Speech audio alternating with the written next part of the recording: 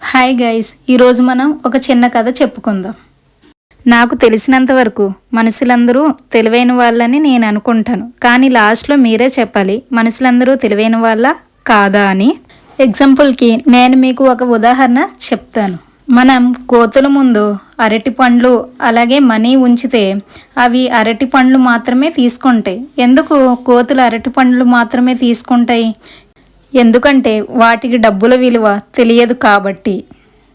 అలాగే మనుషులకు డబ్బులు కావాలా, ఆరోగ్యం కావాలా అని అడిగితే మనుషులు మాత్రం డబ్బును మాత్రమే చూస్ చేసుకుంటారు. కానీ పాపం ఆరోగ్యమే అసలైన సంపద అని తెలుసుకోలేకపోతున్నారు.